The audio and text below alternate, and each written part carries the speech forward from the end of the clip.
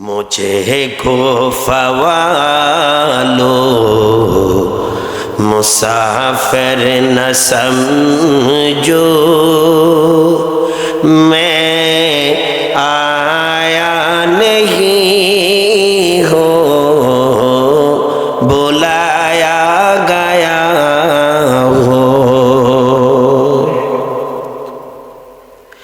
कि मेहमान बना कर सताया गया हो, कि मेहमान बना कर सताया गया हो, मैं रोया नहीं हो रुलाया गया हो, खुदा जाने कैसी है मेज़बानी, 72 प्यासों कहे बंदे पानी, खुदा जाने कैसी है मेज़बानी, 72 प्यासों कहे बंदे पानी, मुक़द्दर में है हूँ जे कौसर का पीना, मुक़द्दर में है हूँ जे कौसर का पीना, मैं यासा नहीं हूँ पिलाया गया हो। অসুবিধা হয়। আজও কিছু দৃশ্যপাট দেশের বিভিন্ন জেলায় থানায় এলাকায় গেলে মেহমানদের সাথে মেজবানদের এরকম আচরণ কিছু পাওয়া যায়। তারা যদিও মুসলমান মুসলিম দাবিদার, কিন্তু তারা কুফার দ্বৈতনীতি কুখ্যাত দ্বৈতনীতি মুনাফিক মুসলমানদের উত্তরসূরি। আস্তে কথা বললেন কেন? আরেকটু জোরে। जो काता जो सरबर गाहे खुदा में, वही सर कलम हो गया करबला में, जो काता जो सरबर गाहे खुदा वही सर कलम हो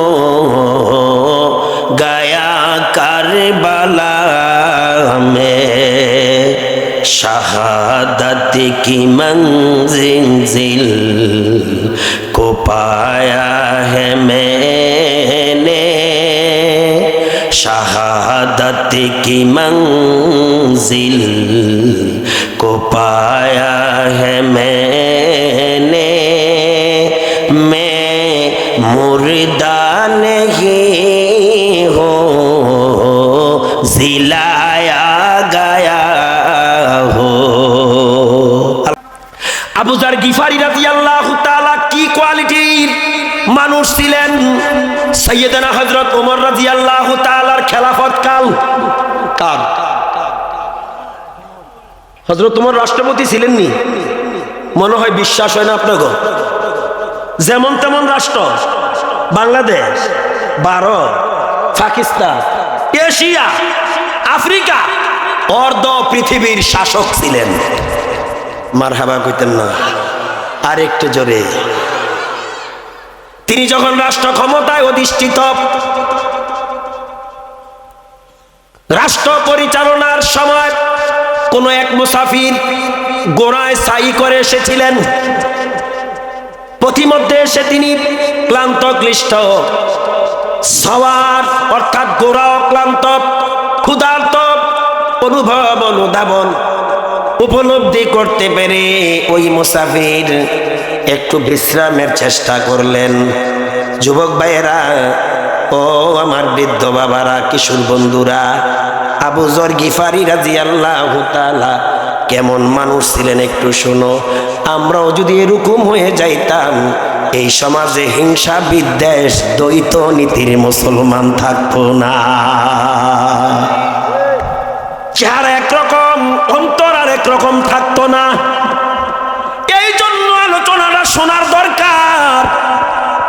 ঘোড়া রাখিয়া, সাওয়ারি রাখিয়া তিনি বিশ্রাম করতে লাগলেন, একটু শুয়ে পড়লেন ক্লান্ত ক্লিষ্ট।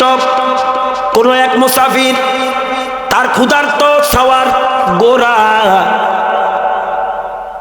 একটা সবুজ ফসলের জমি, ক্ষুধার যন্ত্রণায় ওই ঘোড়াটা ফসলি জমিনের মধ্যে মুখ দিলেন, মানে ফসল খেয়ে ফেললেন। জমির মালিক দূর থেকে দৃশ্যপাত দেখে তিনি রাগান্বিত হয়ে দৌড়াইয়া, বসো, রাগান্বিত হয়ে দৌড়াইয়া আসলেন। এসে দেখে একটা মানুষ শায়িত আছে, কিন্তু পাশেই ঘোড়াটা তার জমিনটা, ফসলি জমিনটা খেয়ে ফেলতেছে, সর্বনাশ। তিনি উত্তেজিত হয়ে, রাগান্বিত হয়ে ওই ঘোড়াটার উপরে আঘাত করলেন। ভাগ্যের কি পরিহাস, তার আঘাতে ঘোড়াটা মৃত্যুর কোলে ঢলে পড়লেন। এই অবশ প্রাণীটা মৃত্যুর মুখে ঢলে পড়লেন। মুসাফির মানুষটা যখন ঘুম থেকে জাগ্রত হলেন, এই অবস্থা শুনতে পাইলেন। জাগ্রত হয়ে দেখে ঘোড়াটা জমিনে চিৎপাটন হয়ে আছে, কিন্তু তার ভিতরে রুহু। কিন্তু যেই ব্যক্তি ঘোড়াটাকে হত্যা করলেন সেও মুসলমান।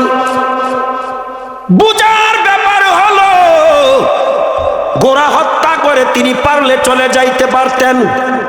সততা দেখেন, বাস্তবতা দেখেন। তিনি গেলেন না, ঘোড়াটার পাশে দাঁড়াইয়া তিনি অনুতপ্ত, অনুশোচনা করতেছেন, হায় আফসোস, আমি তো আঘাত করেছিলাম ঘোড়াটাকে আমার ফসলি জমিন যেন না খায়, দুরবিত করার জন্য, কিন্তু আমি জানতাম না আমার আঘাতে এই ঘোড়াটা মৃত্যুবরণ করবে। কিসের ওয়াজ শুনতে এসেছেন? কি শুনবেন? কি শোনাবো একটু শুনেন। আবু যর গিফারি রাদিয়াল্লাহু তাআলার বৈশিষ্ট্য, মানবতার আইডল ছিলেন, মডেল ছিলেন, আইকন ছিলেন আবু যর গিফারি রাদিয়াল্লাহু তাআলা। তা বুঝাতে চাচ্ছি। এখন ঘোড়ার মালিক তিনিও যখন দেখলেন তার ঘোড়া হত্যা করে ফেলেছে, হত্যাকারী জায়গায় দাঁড়িয়ে আছে, তিনিও ঘোড়ার মহব্বতে বশবর্তী হইয়া ঘোড়া হত্যাকারীকেও দুনিয়া থেকে বিদায় করে দিলেন। ঘোড়াকে যে হত্যা করেছে তাকেও দুনিয়া থেকে কি করে দিলেন? তাকেও মেরে ফেললেন।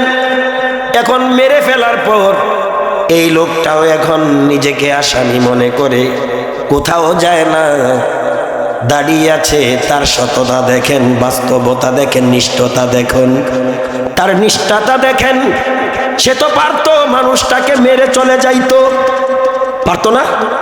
যেমন আমগরে দাওয়াত দিয়ে অনেক লোক মাহফিলের আশেপাশে থাকে না, ওই দেবিদ্যার ফুলতুলি এরকম কাণ্ড কারবার করছে। যে বেটা আমার দাওয়াত দিছে, স্টেজ থেকে ওয়াজ করে নামার পরে তারে পাই না, ও হাতে টেয়া দিব করতে। আব্দুল বারেক ভাই মন দেখছেন নি? আমি কি বুঝাতে চাচ্ছি? মুসলমানের মধ্যে যে ভ্রাতৃত্ব, মুখে একটা অন্তরে আরেকটা, এই চিত্রটা তুলে ধরতে চাচ্ছি। কথা বুঝতেছেন নাকি? যেই ব্যক্তি ঘোড়া মারলো সেও যায় না, আর ঘোড়াকে যে মারলো সেও কিন্তু স্থান ত্যাগ করে। এটা কি বলে? এটা হলো খোদাভীতির পরিচয়, তাকওয়ার পরিচয়, মুত্তাকিনের পরিচয়। গেলেন না, তিনিও দাঁড়িয়ে রইলেন। তিনিও আফসোস করতেছেন, হায় আফসোস, জানতাম না আমার আঘাতে মানুষটা মারা যাবে। কিন্তু মানুষ হত্যা মহাপাপ, জীব হত্যাও, এটা বৌদ্ধ ধর্মে জীব হত্যা মহাপাপ, কিন্তু মানুষ হত্যা মহাপাপ, এটা হাদিস দ্বারা প্রমাণিত। মাশহুর সাহাবী হাফিজুল হাদিস আবু আবু হুরায়রা রাদিয়াল্লাহু তাআলা আনহু আল্লাহর নবী থেকে হাদিসটা কিন্তু বর্ণনা করেছেন। তিনি বলেন, পয়গম্বর বলেছেন, ইজতানিবুস সাবআল মুহবিকাত। ক্বালু ইয়া রাসূলুল্লাহি ওয়া মা হুন্না। নবীজি বললেন, তোমরা 7টা ঈমান ধ্বংসাত্মক, ঈমান ধ্বংস করে এমন কাজ হতে তোমরা বেঁচে থাকো। সাহাবীরা বললেন, হুজুর কি সেই 7টা ধ্বংসাত্মক বস্তু যা ঈমানকে ধ্বংস করে দেয়? পয়গম্বর বলেন, ক্বালা আশশিরকু বিল্লাহ। ঈমান ধ্বংস করার হাতিয়ার হলো সর্বপ্রথম আল্লাহর সাথে কাউকে শরীক করা। এরপরে বললেন, ওয়াসসিহরু, জাদু টুনা করা, ওয়া কাতলু নাফসিল্লাতি হারামাল্লাহু ইল্লা বিল হক, অন্যায়ভাবে কাউকে হত্যা করা, ওয়া আকলুর রিবা, সুদ খাওয়া। শুনতেছেন নাকি আমার ভাইয়েরা? এরপরে রাসূল বললেন, ওয়া তাওয়াল্লিজ ইয়াউমাজ যহফি, যুদ্ধের ময়দান থেকে যুদ্ধ শেষ না হওয়া পর্যন্ত পালায়ন করা। 6 নম্বরে বললেন, কোন সতী সাধুবী কোন নারীর ব্যাপারে মিথ্যা অপবাদ দেওয়া, তহমত দেওয়া। ওয়া কাযফুল মুহসিনাতিল মুমিনাতিল গাফিলাত। রাসূল বলেন, তোমরা ঈমান বিধ্বংসী 7টি কর্ম থেকে বেঁচে থাকো। এই হাদিস দ্বারা প্রমাণ, শুধু মানুষ হত্যা বিনা অপরাধে মহাপাপ না, ঈমানও ধ্বংস হয়ে যায়। প্রিয় ভাইয়েরা, গেলেন না ওই লোকটা, তিনি অনুশোচনা করতেছেন, হায় আফসোস, আমি তো এই মানুষটা মরে যাবে, মৃত্যুর কোলে ঢলে পড়বে, এই জন্য তাকে আঘাত করি নাই, কিন্তু সে মরে গেল, কি উপায় হবে আমার? এই লাশটার কাছে দাঁড়িয়ে তিনি অনুশোচনা করতেছে। কিন্তু আমার দেশে মানুষ মাইরা মানুষ উল্লাস করে। আমার বাংলাদেশের কথা কই, মানুষ হত্যা কইরা মানুষ মিষ্টি খায়, মানুষকে বিপদে ফেলাইয়া মানুষ আনন্দ উপভোগ করে, ঠিক কিনা? তারাও বলে মানুষ। আমার বন্ধুরা মানুষকে অপমান করে, তারাও বলে মানুষ। মানুষের মূল্যায়ন নাই, তারাও নাকি মানুষ। তারা মানুষের বেশি মানুষ, জোরে কোন ঠিক কিনা? এবার যাকে হত্যা করলো, ওই মানুষটার, ওই লোকটার পরিবারের সদস্য, তার সন্তানেরা আসলো, আত্মীয় স্বজনেরা আসলো। আয়সা দেখে মানুষ একটা দণ্ডায়মান, একটা মানুষ দণ্ডায়মান, গোড়া একটা মৃত্যুবরণ করা শোয়া, একটা মানুষও শোয়া, অর্থাৎ ওই ব্যক্তি মৃত্যুবরণকারী মানুষটাও কি হয়ে আছে, শোয়াইয়া রাখছে। 2টা লাশ পড়ে আছে, একটা গোড়ার লাশ আর একটা মানুষের লাশ। জিজ্ঞাসাতে জানতে পারলেন, দণ্ডায়মানকারী লোকটা বলছেন, আমি সেই হত্যাকারী, আমি সেই খুনি, আমার দ্বারা এই মানুষটা হত্যা হয়েছে। দেখছেননি মানুষ, মানুষ দেখছেননি? আর আমগো দেশে নামাজ পড়া বাড়িছে, মুসল্লিও মিশা কথা কয় মসজিদের ভিতরে দাঁড়াইয়া। এর মুসলমান নাই মনে হয়, থাকলো নূরপুরে নাই। আমগো শাইলকে আছে, আমগো নূরপুর নাই, আসেনিও। হজ কইরা আইসাও মিথ্যা কথা কয়, জোরে কয় না কা? নবীর সুন্নতি বড়, পোশাক বড় হইতে মিথ্যার কারিগর, দোকাবাজ, জোরে বল ঠিক নয় কি? সব শরীরে ব্যথা, ওষুধ দিব কোথা? আমার বন্ধুগণ, নিজেকে খুনি, নিজেকে দোষী সাব্যস্ত করলেন। এখন কি হবে? ইসলামের বিধান হলো হত্যার বদলা হত্যা, বলেন হত্যার বদলা। কিন্তু দেশের রাষ্ট্রপতি না কে বলছিলাম, মাশাআল্লাহ মনে আছে তো? সময় লিঙ্গার হয়ে যাচ্ছে না? আরেকটু, রাষ্ট্রপতিকে এখন গোরা হত্যা করেছে, ওই হত্যাকারীকে আরেকটা লোক হত্যা করেছে। হত্যা কয়টা? এখন গোরা হত্যাকারী নাই, কিন্তু মানুষ হত্যাকারী আছে। তো হত্যার বদলা হত্যা। দেশের শাসন ক্ষমতায় মুসলিম জাহানের 2য় খলিফা হযরতে ওমর, লোকটাকে ওমরের দরবারে নিয়ে গেলেন। ওমরের দরবারে নেয়ার পর ঘটনা যখন বিশদভাবে খুলে বললেন, একটা বিচার, একটা তারিখ নির্ধারণ করলেন, বিচারের তারিখ। কোরআনী বিচারে, ইসলামের বিচারে ফয়সালা যাই হয় হবে। তো কি হবে? কেসাস হলো হত্যার বদলা, হত্যা। কিন্তু লোকটা ছিল মুসাফির পথিক। বিচার ফয়সালায় তার হত্যার রায় হয়ে গেল। বিচার ফয়সালায় সাইয়্যিদনা হযরত ওমরের ইসলামী বিচার, কোরআনী বিচার, শরিয়ার বিচারে তার হত্যার রায় হলো। সেও মাথা পেতে নিল, কারণ সেও মুসলমান, জানে হত্যার বদলা হত্যা। কিন্তু কি করবে? ভাগ্যের পরিহাস, বিচার মেনেই নিতে হবে, কারণ এটা সেন্টেন রাষ্ট্রপতি না সাইয়্যিদনা ওমর। এখন আসামির কাছে তার অভিমত জানা হলো। আপনারা জানেন ফাঁসিতে যাদেরকে হত্যা করা হয় তাদের কাছে কিছু বিষয় জানার জন্য চেষ্টা করে বিচারক কর্তৃপক্ষ। এর মধ্যে তোমার কি আত্মীয় স্বজনের সাথে সাক্ষাতের এদিকে চান? আত্মীয় স্বজনের সাক্ষাৎ চাও, অথবা তোমার মন কি কোনো জিনিস খেতে চায়? এগুলো বলে কি জানেননি আপনারা? ওই আসামির কাছে জানতে চাইলেন ওমর, আদালত জানতে পাইলেন, ইসলামী শরিয়া জানতে চাইলেন। তোমার তো হত্যার রায় হয়ে গেছে, তোমার কি মনের কোনো আবদার, কোনো আবেদন, কোনো নিবেদন আছে? আসামি লোকটা বললেন, সাইয়্যিদনা জাহাপনা ওমর, যেহেতু আমি খুনি, খুনের বদলা খুন, এটার নাম ইসলাম। এটার নাম কি? এটাই ইসলাম ইজ দ্য বেস্ট, সঠিক ধর্ম, শ্রেষ্ঠ ধর্ম, এটাই ইসলাম। ওমর, আমার কারো সাক্ষাতের চাহিদা নাই, আমার কিছু খাবারও ইচ্ছা নাই। ওমর, ওমর ব্যবসার কারণে কোন এক ইহুদি বেদুইনের কাছ থেকে আমার নিজ এলাকায় কিছু ঋণ কর্জে হাসানা আমি এনেছিলাম। ওই ইহুদির সাথে আমার একটা ডেট নির্ধারণ আছে, শুনতেছেন আপনারা? ওই বেদিনের সাথে আমার ঋণ পরিশোধ করার একটা ডেট দেয়া আছে, কিন্তু আমি তো আমার জন্মভূমি থেকে এক প্রদেশ থেকে আরেক প্রদেশে, আমার এই ঋণের কথা আমার কোন আত্মীয় স্বজন জানে না।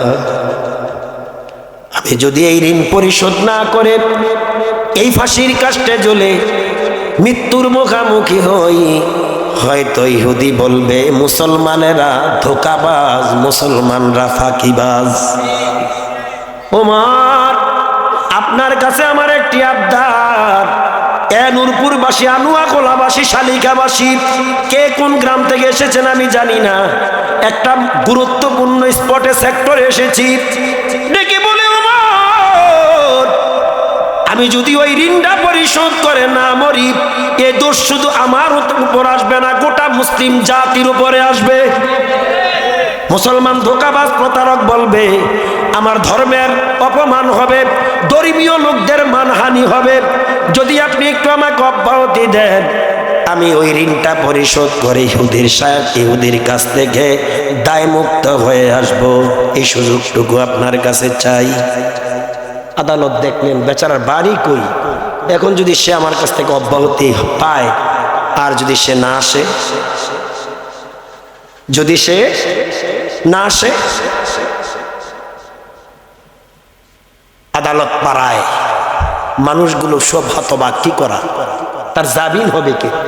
এলাকাও না, আত্মীয় স্বজনও নাই, তার এই অব্যাহতির জামিন হবে কে? তার কোনো বংশধরও এখানে? মুরব্বী বাবারা একটু কান লাগান, কোন ছিলেন? জোরে বলেন সুবহানাল্লাহ। আপনাকে সুবহানাল্লাহ বলতে এত কৃপণতা আজকে? আপনারা তো এই ওয়াজ মাঠে প্রতি বছর একবার আসেন, আজকে যে বকিল হয়ে গেছেন আপনারা, আজকে বাবা জবান যেভাবে বন্ধ রাখছেন, সুবহানাল্লাহ বলতে পারেন না, আলহামদুলিল্লাহ বলতে পারেন না, কিছুই বলতে পারতেছেন না। আপনারা কি মুখ বন্ধ করে আসছেন নাকি? তালা তোলা আছে নাকি মুখে? তো সুবহানাল্লাহ বলেন না কেন? জোরে কোন সুবহানাল্লাহ। এই তো হয়ে গেছে, আরেকটু জোরে আলহামদুলিল্লাহ, আল্লাহু আকবার। সাইয়েদনা হযরত ওমর কাকে তার বিনিময়ে দিয়ে যাবেন, জিম্মাদার হবেন কে? তার তো কোন আত্মীয় স্বজন নাই, আপনজন নাই, ভাই বেরাদার নাই, বন্ধু বান্ধব নাই, কে হবে তার জাবিন? মজলিসে ছিলেন সাইয়েদেনা হযরত আবু যর গিফারি। আপনি করে বলছেন আবু যর গিফারির কথা বলবো ইনশাআল্লাহ। আবু যর গিফারির মতো আরো অসংখ্য মানুষ ছিলেন সেখানে। আবু যর গিফারি কেমন মানুষ ছিলেন? তিনি দেখলেন এই লোকটার জাবিনের জন্য জিম্মাদারিত্ব কেউ নিচ্ছে না, কেউ অব্যাহতির জন্য কেউ জাবিন হচ্ছে না। আবু যর ভাবলেন নবীজি বলছেন আল মুসলিমু আখুল মুসলিম, বলেন আল মুসলিমু, মুসলমান হিসাবে সবাই পরস্পর ভাই। ওমর, কেউ যদি এই লোকটার জিম্মাদার না হয়, আমি আবু যর তার জিম্মাদার হলাম। আল্লাহু আকবার। আগামী দিন কইেন জোরে করে আল্লাহু আকবার।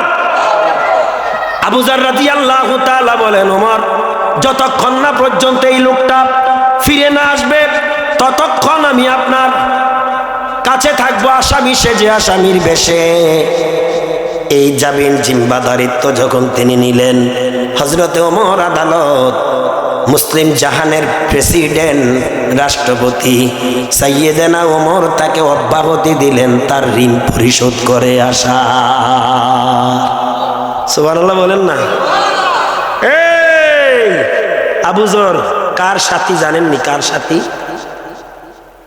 সাথী বলতে বোঝেন না, সঙ্গী বোঝেন না, সাহেব বোঝেন না, কার বন্ধু জানেন না? মুহাম্মাদুর নবীর উম্মত।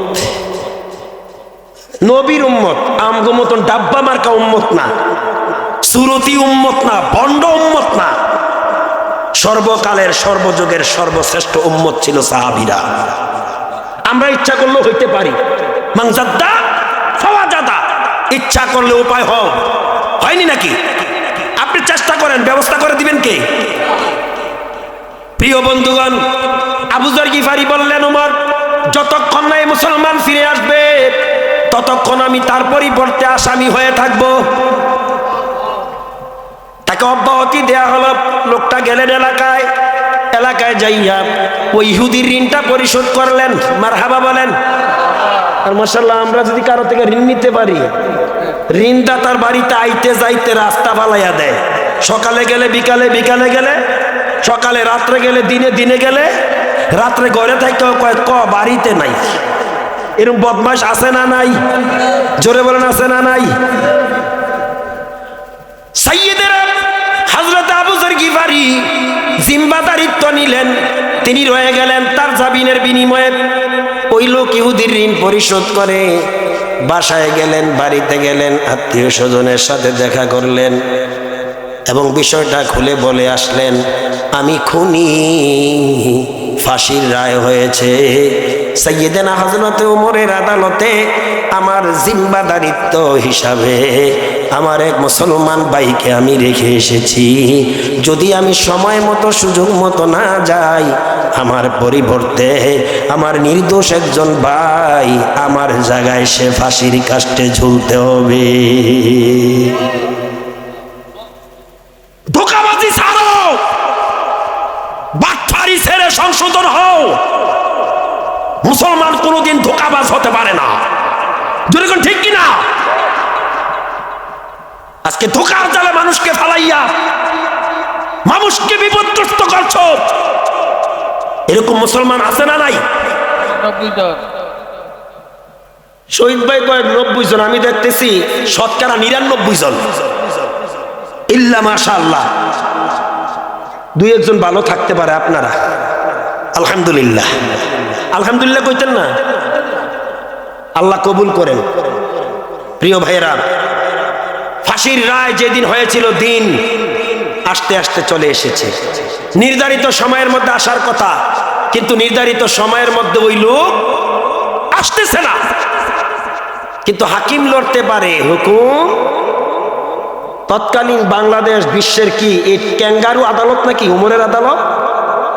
এখন তো আদালত হয়ে গেছে ক্যাঙ্গারু, সুবিধাবাদী আদালত, কারণ এটা মানব রচিত। ওমরের আদালত ছিল কোরআনিক আদালত, ইসলামী শরিয়ার আদালত। ঠিক নয়? ফাঁসির রায় হয়ে গেছে, নির্ধারিত সময় হয়ে গেছে, ওই লোক আসতেছে না, লোকে লোকারণ্য। এখন কিছু লোক ভাবতেছে, হায় ওই লোকটা যদি না আসে, তার পরিবর্তে নির্দোষ নিরপরাধ জালিলুল কদর সাহাবী আবু যর গিফারি ফাঁসির কাস্টে ফাঁসিতে ঝুলতে হবে। আবু যর গিফারি রাদিয়াল্লাহু তাআলার ফাঁসির কাস্টে ঝুলতে হবে, এটা শুধু ধারণা আর চিন্তার মধ্যে না, মানুষের মধ্যে একটা কান্নার রুল সেদিন পড়ে গিয়েছিল। হায় আফসোস, হায় হুতাশ শুরু হয়ে গিয়েছিল। এত বড় জালিলুল কদর সাহাবী আবু যর কোন এক ব্যক্তির জন্য নির্দোষ নিরপরাধ সে ফাঁসিতে ঝুলবে, এই ব্যথা যেন মানুষেরা লোকেরা মেনে নিতে পারছিল না। কেউ কেউ হযরত ওমরকে পরামর্শ দিলেন, ওমর আরেকটু বিলম্ব করেন, আরেকটু অপেক্ষা করেন। না, ঘড়ির কাঁটা নির্ধারিত সময় আসবে, যদি ওই লোক না আসে জিম্মাদার যে সে ফাঁসিতে ঝুলবে। এটা হলো বিচার। হযরত আবু যর গিফারিও ইনশাআল্লাহ ফাঁসিতে ঝুলার জন্য প্রস্তুত। সুবহানাল্লাহ কইতেন না? কি মুসলমান হইছেন আপনারা? আপনাদের মধ্যে আবেগ নাই? আবেগে তো নাই। আবেগ কি বাড়িতে রেখে আসছেন? আর যারা রাইখা আসছিল তারা চলে গেছে, আর কিছু আবেগওয়ালারা আসবে যখন প্যাকেট বিতরণ হবে। কথা কোন ঠিক কিনা? আমরা কি সেই আবেগে? আমি তো বিশ্বাস করি আবেগ এবং বিবেক আছে বলেই আপনারা এত গভীর রাত পর্যন্ত বসে আছেন। আলহামদুলিল্লাহ। প্রিয় বন্ধুগণ, আবু যর গিফারি রাদিয়াল্লাহু তাআলা ফাঁসির মঞ্চে যাওয়ার জন্য প্রস্তুত। যদিও চারদিকে মুসলমানদের মধ্যে কান্নার রোল, চারদিকে অনুশোচনা, অনুতপ্ত, মুসলমানেরা হতবাক, হতভম্ব, বিষণ্ণ। এই মুহূর্তে কে যেন ডেকে ডেকে বলতেছে, ওমর, ও ওমর, বালি বন্যা, বালি ঝড়, এদিকে তাকান। জীবনে দেখেছেন তুফান, সিডর, নার্গিস, বিলকিস, ঠিক নেই? সাইক্লোন, টাইফুন, হ্যারিকেন, বালুজ্বর দেখেছেন যারা মরুভূমিতে আছে তারা। বালুজ্বর, বালুজ্বর, বালুজ্বর, ধুলাজ্বর উত্তপ্ত করিয়া একটা লোক সাওয়ারিতে চড়িয়া এত দ্রুত গতিতে আসতেছে। ওমর রাদিয়াল্লাহু তাআলার কাছে মেসেজটা দিলেন, ওমর মনে হয় ওই লোকটাই আসতেছে, একটু অপেক্ষা করে। জোরে কোন সুবহানাল্লাহ। কিসের মুসলমান হইছি মিয়া? ধোঁকাবাজ হয়ে গেছি, বাটফারি, সিটারি, পকেট ভরপুর আমগো। দ্রুত গতিতে ছুটে আসছেন, এসে আবু যর গিফারির প্রতি কৃতজ্ঞতা প্রকাশ করলেন।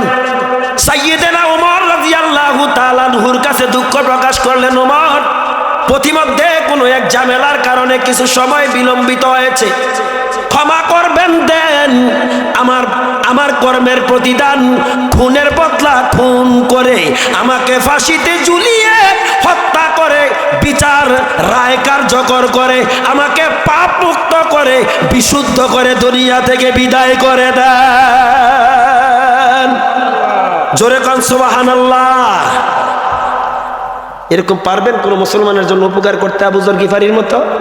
বেড়াড়া কি, বেড়াড়া কি, এই খালের পানি হেনার তল দিয়ে ডুব দিয়ে এইবার যাইবো গা শীতকালে, ঠিক নিও, আবার জাবিন হবে। বরং কারে কে বিপদে ফেলাইয়া, কারে কে ক্যাপাসিটি করিয়া, বাটফারি, সিটারি করিয়া বাঁচবে, ধনী হবে, বড় হবে, এই প্রতিযোগিতায় আমরা আছি, ঠিক না? আল্লাহ আমাদেরকে হেদায়েত করুন। জোরে বলেন। আন আবি হুরায়রা রাদিয়াল্লাহু তাআলা قال, ইমানদার হয়ে বসে থাকলে চলবে না, কিছু কর্তব্য আছে। কইলাইতাম না, কইলাই। আন আবি হুরায়রা রাদিয়াল্লাহু তাআলা قال, قال رسول الله صلى الله عليه وسلم للمؤمن على المؤمن ست خصال, এক মুমিনের উপর আর এক মুমিনের কর্তব্য, দায়িত্ব 6টা। বলেন কয়টা? এখানে মাশাআল্লাহ সব উর্ধিত বয়সের, কিছু কিছু মাসুম বাচ্চাও দেখা যায়। বলেন কয়টা? 70। 6টা। কয়টা? কয়টা? 1 নম্বরে ইয়াউদুহু ইদা মারিদা, কোন ইমানদার মুসলমান যদি অসুস্থ হয় অপর মুসলমান যায় তাকে দেখাশোনা করা। শুনতেছ? কোন মুসলমান অসুস্থ হইলে কি করা? রং উল্লাস, আনন্দ উল্লাস করা। ইমানদারেরা, তোমার পয়গম্বর বলেছেন, আবু হুরায়রা বলেন, নবীজি বলেন, এক মুসলমান এক ইমানদারের উপর আর এক ইমানদারের কর্তব্য হলো 6টা। অসুস্থ হইলে তার দেখাশোনা করা। তার দেখাশোনা, যদি সক্ষম হও যাবার কালে আর্থিক কিছু হাদিয়া নিয়ে যাবা, যদি সেই পরিমাণ সক্ষমতা না থাকে কিছু ফল ফ্রুট নিয়ে যাবা। একদিকে দায়িত্ব পালন হবে, হক পালন হবে, অপরদিকে নবীর সুন্নতরাও আদায় হবে। বলেন মারহাবা। ওয়ায়ুজিবুহু ইদা দা, যদি কোনো ব্যক্তি, কোনো মুসলমান ইমানদার তোমাকে আহ্বান করে, দাওয়াত দেয়, কি দেয়? কি দেয়? তার দাওয়াতে সমর্থন দিয়ে হাজির হওয়া। তার দাওয়াতে সাপোর্ট দিয়ে হাজির হওয়া। 3 নম্বরে ওয়ায়ুসাল্লিমু আলাইহি ইদা লাকিয়া, কোন মুসলমানের সাথে সাক্ষাৎ হলে সালাম আদান প্রদান করা। কি করা? সালাম প্রদান করা। ওয়ায়ুসাম্মিতুহু ইদা তাসা, যদি কোন মুসলমান ইমানদার তোমার সামনে হাসি দিয়া বলে আলহামদুলিল্লাহ, গুরুত্বপূর্ণ আমল কিন্তু নিত্যদিনের আমল। ওয়ায়ুসাম্মিতুহু ইদা তাসা, কোন মুসলমান যদি তোমার সামনে কোন ইমানদার হাসি দিয়া কি বলে? তোমার কথা কয় না কা? বুঝে না তার আলহামদুলিল্লাহ বলে না। যদি আলহামদুলিল্লাহ বলে, শুধু হাসি দিলে না, হাসি দেওয়ার পরে কি বলে? আলহামদুলিল্লাহ বলে। এখানেও দায়িত্ব আছে, যেই ব্যক্তি শুনতে পায় সে যেন ইয়ারহামুকাল্লাহ বলে দোয়া করে। 5 নম্বরে ওয়ায়াশহাদুহু ইদা মাতা, যদি কোনো মুসলমান মারা যায়, ইন্তেকাল করে, তার জানাজায় যাওয়া এবং তার কবরস্থ পর্যন্ত তাকে সমাধানে অংশগ্রহণ করা। ওয়ায়ানসাউ লাহু ইদা গাবা আও শাহিদা, কোন মুসলমানের অ্যাবসেন্স অথবা প্রেজেন্টে, উপস্থিতিতে অনুপস্থিতিতে তার ভালো দিক, পজিটিভ সাইডটা আলোচনা করা এবং তার জন্য দোয়া করা। আও কামা ক্বালান নাবিয়্যু আলাইহিস সালাতু ওয়াস সালাম, আল্লাহর নবী যেভাবে বলেছেন আমি ওইভাবে বলেছি। অসুবিধা হয়েছে? আমার বন্ধুগণ, আল্লাহ যেন এই 6টি কর্তব্য আমাদেরকে পালন করার তৌফিক দেয়। আমি মুক্তাসার বলছি, আবার বলছি, আবার বিষয়টা খুব সময় উপযোগী, যুগ উপযোগী। 1 নম্বরে অসুস্থ হইলে দেখাশোনা, 2 নম্বরে দাওয়াত দিলে সমর্থন হাজির, 3 নম্বরে সালাম দেওয়া, 4 নম্বরে হাসি দিয়া যদি কেউ বলে আলহামদুলিল্লাহ ইয়ারহামুকাল্লাহ বলে জবাব দেওয়া, 5 নম্বরে মৃত্যুবরণ করলে তার জানাজায় যাওয়া, কবরস্থ পর্যন্ত তার সমাধান পর্যন্ত অংশগ্রহণ করা, 6 নম্বরে উপস্থিত অনুপস্থিতিতে তার আলোচনা করা, তার ভালো দিকটা আলোচনা করা, সমালোচনা না করা এবং তার জন্য দোয়া করা। মনে থাকবে নি? আল্লাহ যেন আবু যর গিফারির জিন্দেগি আমাদেরকে দান করেন, খাঁটি মুসলমান হিসাবে কবুল করেন। আল্লাহ, তুমি দেখো, তুমি শোনো, তুমি জানো, ওয়া হুয়া আলিমুম বিজাতিস সুদূর, তুমি অন্তরের খবরও রাখো। আমিন বলি। প্রিয় ভাইয়েরা, আর আপনাদেরকে কষ্ট দিচ্ছি না। আপনাদের জন্য এলাকাবাসী অর্থাৎ এই গ্রামবাসী, এই গ্রামবাসী বলতে দক্ষিণাঞ্চল নূরপুরের মেহমানদারির ব্যবস্থা করেছেন।